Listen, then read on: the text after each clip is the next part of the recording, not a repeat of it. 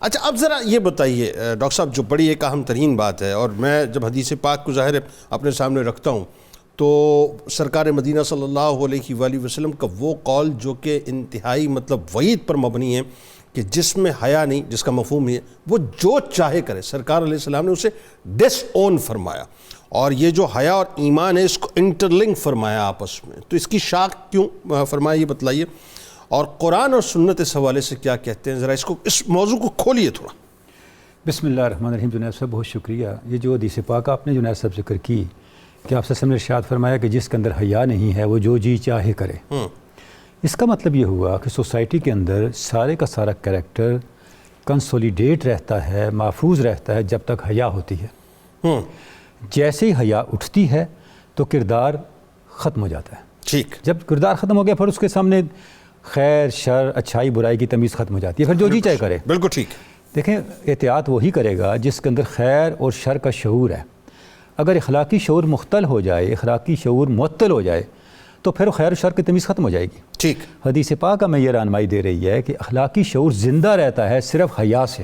بالکل ٹھیک۔ یعنی حیا اتنی بنیادی ویلیو ہے، اتنی پرائمری مورل ویلیو ہے کہ اس کے بغیر کسی اخلاقی قدر کے سوسائٹی میں باقی رہنے کا، سروائیو کرنے کا کوئی امکان باقی نہیں رہتا۔ صحیح۔ آپ سے ارشاد فرمایا کہ میری امت میں سے جو چیزیں سب سے پہلے خوبیاں جو اٹھائی جائیں گی مفہوم حدیث پاک کا، وہ حیا اور امانت ہیں۔ اللہ رب العزت سے حیا اور امانت طلب کیا کرو، ٹھیک، کہ تمہارے اندر حیا اور امانت کے اوصاف موجود رہیں، کیونکہ یہ وہ اوصاف ہیں جو لاک ہیں بقیہ کریکٹر کے۔ اوکے، جب آپ تالا مضبوط لگائے رکھیں گے تو سرمایہ محفوظ رہے گا۔ واہ، جیسے ہی تالا کھل گیا تو سارا سرمایہ ضائع ہونے لگے گا، چور ڈاکو چور اچھے آنے لگیں گے، 100%۔ اور جس کے ہاتھ جو چڑھے گا اٹھا کے لے جائے گا۔ بالکل ٹھیک۔ تو حدیث پاک ہمیں یہ بتا رہی ہے کہ آپ نے حیا کے ذریعے سے اپنے کریکٹر کو اور سوسائٹی کے کریکٹر کو محفوظ رکھنا ہے۔ ٹھیک۔ قرآن مجید کی روشنی میں جنید صاحب جب ہم دیکھتے ہیں تو دو اصطلاحات ہمیں ملتی ہیں بہت واضح۔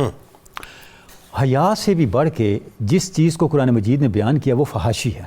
اچھا، اب آپ دیکھیں قرآن مجید کا انداز کیا بیان کرنے کا، یعنی قرآن مجید کی فصاحت، قرآن مجید کی بلاغت اور قرآن مجید کی مؤثریت کو دیکھیں۔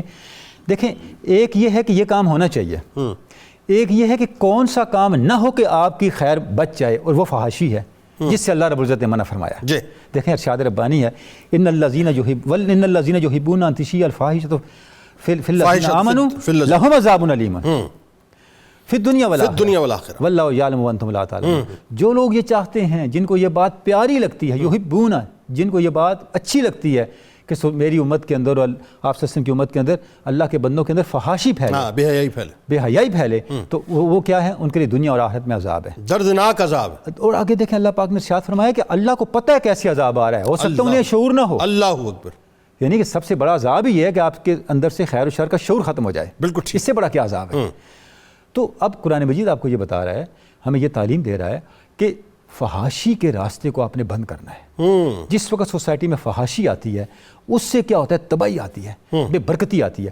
جب یہ حدیث پاک بیان کیا علامہ صاحب نے کہ آپ صلی اللہ علیہ وسلم نے ارشاد فرمایا کہ جب اللہ کسی قوم یا کسی فرد کو ہلاک فرمانے کا ارادہ کرتا ہے تو کیا ہوتا ہے؟ اس کے اندر حیا اٹھ جاتی ہے۔ قوم لوط آپ کے سامنے، قوم لوط کے اندر فحاشی پھیلی، ٹھیک، فحاشی کا ایک ٹرینڈ چلا، اس کا نتیجہ کیا نکلا؟ وَجَعَلْنَا عَالِيَهَا سَافِلَهَا، ہم نے ان کے بلند کو زیر دست کر دیا، نیچے کر دیا، اوپر والوں کو نیچے کر دیا، یعنی اس زمین کو بھی الٹ دیا اور کائنات کے اندر اور انسانی تاریخ کے اندر ان کے مرتبے اور عزت کو بھی تباہ و برباد کر دیا۔ بالکل ٹھیک ہے۔ پتہ یہ چلا کہ اعلی اسفل بن جاتے ہیں جب فحاشی آ جائے، اللہ اکبر، اعلیٰ اسفل بن جاتے ہیں۔ قرآن شریف کی آیت ہے وَجَعَلْنَا عَالِيَهَا سَافِلَهَا، جو اعلیٰ تھے ان کو ارذل اور ادنیٰ ترین اور ذلیل ترین بنا دیا کہ انہوں نے فحاشی کا راستہ چنا تھا۔ اچھا، جس موڈ پہ آپ بات کر رہے ہیں اس وقت، ظاہر ہے وہ ایک اسپیسیفک حیا کا پہلو ہے، تو اگر میں اس کا تھوڑا سا ایک اوور ویو کروں تو معاشرت تو آج بدترین انداز سے جو ہے وہ فحاشی کے اندر، اڑیانی کے اندر تباہ و برباد ہو چکا ہے مکمل طور پہ۔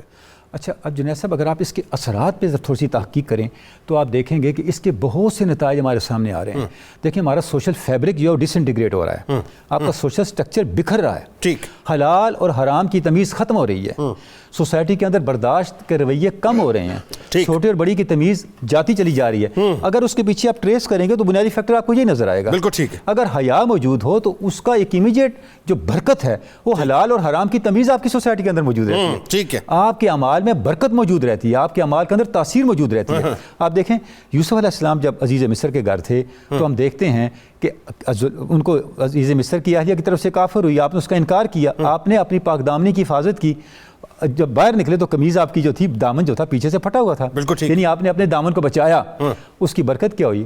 برکت کی یہ ہوئی کہ جب بھائی دوبارہ آئے تو قرآن مجید نے دیکھے کس طرح استعاراتی انداز سے آپ کو اور ہمیں ایک بہت بڑی ہدایت کی طرف متوجہ کیا ہے۔ کیا فرمایا؟ فرمایا میری اس قمیص کو لے جاؤ اور میرے والد کی آنکھوں پہ ڈالنا، ان کی آنکھیں روشن ہو جائیں گی۔ اللہ اکبر۔ پاک دامنی اندھیروں کو روشنی میں بدلتی ہے، ایسے ہی، ایسے بالکل، شرط ہے کہ ہم اس کے اوپر استقامت کے ساتھ